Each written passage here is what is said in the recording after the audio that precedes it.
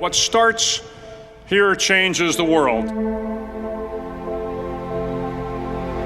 I have a few suggestions that may help you on your way to a better world. And while these lessons were learned during my time in the military, I can assure you that it matters not whether you ever served a day in uniform. It matters not your gender, your ethnic or religious background, your orientation, or your social status. Our struggles in this world are similar, and the lessons to overcome those struggles and to move forward, changing ourselves and changing the world around us, will apply equally to all. So here are the 10 lessons I learned from basic SEAL training that hopefully will be of value to you as you move forward in life. Every morning in SEAL training, my instructors, who at the time were all Vietnam veterans, would show up in my barracks room, and the first thing they'd do was inspect my bed. If you did it right, the corners would be square, the covers would be pulled tight, the pillow centered just under the headboard, and the extra blanket folded neatly at the foot of the rack.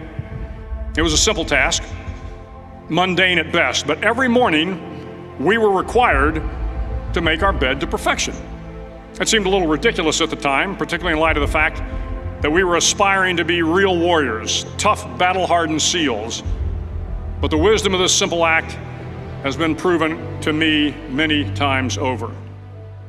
If you make your bed every morning, you will have accomplished the first task of the day.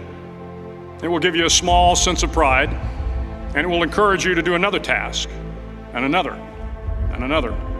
And by the end of the day, that one task completed will have turned into many tasks completed. Making your bed will also reinforce the fact that the little things in life matter. If you can't do the little things right, you'll never be able to do the big things right.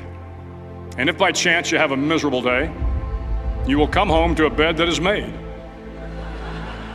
that you made. And a made bed gives you encouragement that tomorrow will be better. So if you want to change the world, start off by making your bed.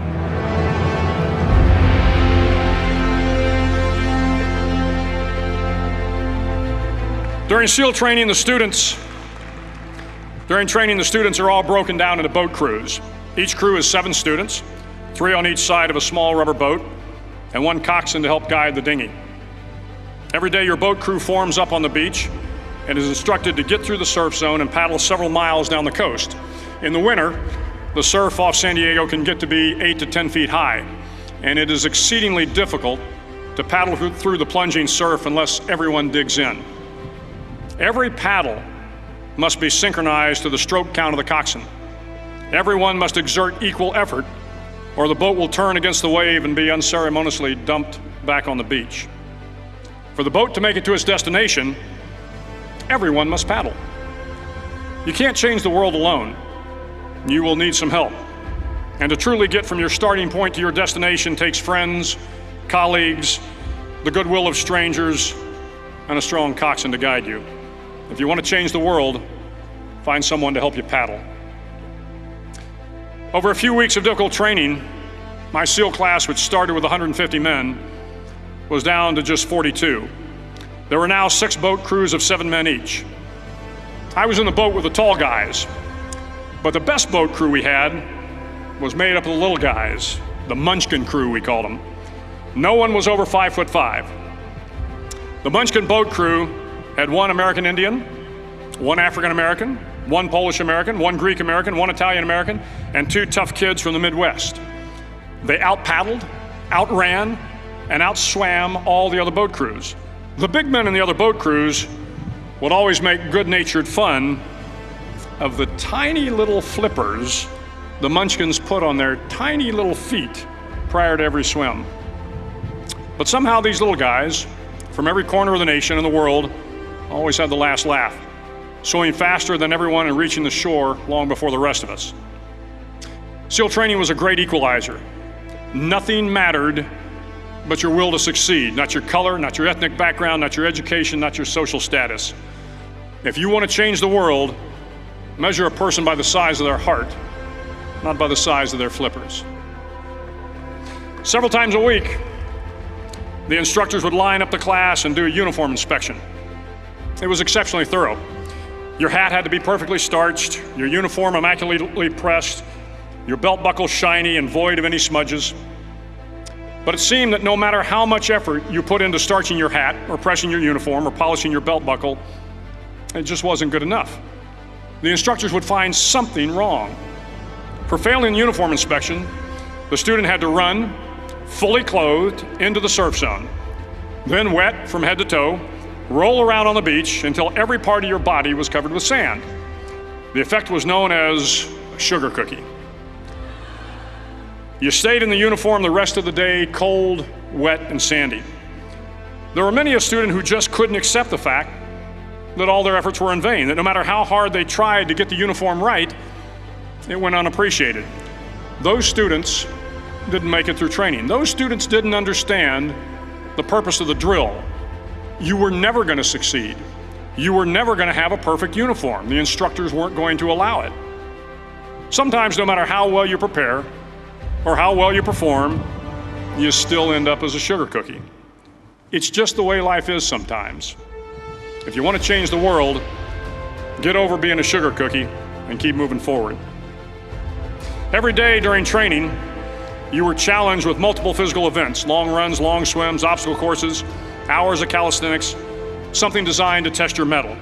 Every event had standards, times you had to meet. If you failed to meet those times, those standards, your name was posted on a list, and at the end of the day, those on the list were invited to a circus. A circus was 2 hours of additional calisthenics, designed to wear you down, to break your spirit, to force you to quit. No one wanted a circus. A circus meant that for that day, you didn't measure up. A circus meant more fatigue, and more fatigue meant that the following day would be more difficult and more circuses were likely. But at some time during SEAL training, everyone made the circus list. But an interesting thing happened to those who were constantly on the list. Over time, those students who did 2 hours of extra calisthenics got stronger and stronger. The pain of the circuses built inner strength and physical resiliency. Life is filled with circuses. You will fail. You will likely fail often. It will be painful. It will be discouraging. At times, it will test you to your very core. But if you want to change the world, don't be afraid of the circuses. At least twice a week, the trainees were required to run the obstacle course. The obstacle course contained 25 obstacles, including a 10-foot wall, a 30-foot cargo net, a barbed wire crawl, to name a few. But the most challenging obstacle was the slide for life. It had a 3-level, 30-foot tower at one end and a 1-level tower at the other. In between was a 200-foot-long rope. You had to climb the 3-tiered tower, and once at the top, you grabbed the rope, swung underneath the rope, and pulled yourself hand over hand until you got to the other end. The record for the obstacle course had stood for years when my class began in 1977. The record seemed unbeatable until one day a student decided to go down the slide for life head first. Instead of swinging his body underneath the rope and inching his way down, he bravely mounted the top of the rope and thrust himself forward. It was a dangerous move, seemingly foolish and fraught with risk. Failure could mean injury and being dropped from the course. Without hesitation, the student slid down the rope perilously fast. Instead of several minutes, it only took him half that time. And by the end of the course, he had broken the record. If you want to change the world, sometimes you have to slide down the obstacles head first. During the land warfare phase of training, the students are flown out to San Clemente Island, which lies off the coast of San Diego. The waters off San Clemente are a breeding ground for the great white sharks. To pass SEAL training, there are a series of long swims that must be completed. One is the night swim. Before the swim, the instructors joyfully brief the students on all the species of sharks that inhabit the waters off San Clemente. They assure you, however, that no student has ever been eaten by a shark, at least not that they can remember. But you are also taught that if a shark begins to circle your position, stand your ground. Do not swim away. Do not act afraid. And if the shark, hungry for a midnight snack, darts towards you, then summons up all your strength and punch him in the snout, and he will turn and swim away. There are a lot of sharks in the world. If you hope to complete the swim, you will have to deal with them. So if you want to change the world, don't back down from the sharks. As Navy SEALs, one of our jobs is to conduct underwater attacks against enemy shipping. We practice this technique extensively during training. The ship attack mission is where a pair of SEAL divers is dropped off outside an enemy harbor and then swims well over 2 miles underwater, using nothing but a depth gauge and a compass to get to the target. During the entire swim, even well below the surface, there is some light that comes through. It is comforting to know that there is open water above you. But as you approach the ship, which is tied to a pier, the light begins to fade. The steel structure of the ship blocks the moonlight. It blocks the surrounding street lamps. It blocks all ambient light. To be successful in your mission, you have to swim under the ship and find the keel, the center line, and the deepest part of the ship. This is your objective. But the keel is also the darkest part of the ship, where you cannot see your hand in front of your face, where the noise from the ship's machinery is deafening, and where it gets to be easily disoriented, and you can fail. Every SEAL knows that under the keel, at that darkest moment of the mission, is a time when you need to be calm, when you must be calm, when you must be composed, when all your tactical skills, your physical power, and your inner strength must be brought to bear. If you want to change the world, you must be your very best in the darkest moments. The 9th week of training is referred to as Hell Week. It is 6 days of no sleep, constant physical and mental harassment, and one special day at the Mud Flats. The Mud Flats are an area between San Diego and Tijuana where the water runs off and creates the Tijuana Sloughs, a swampy patch of terrain where the mud will engulf you. It is on Wednesday of Hell Week that you paddle down to the Mud Flats and spend the next 15 hours trying to survive this freezing cold, the howling wind, and the incessant pressure to quit from the instructors.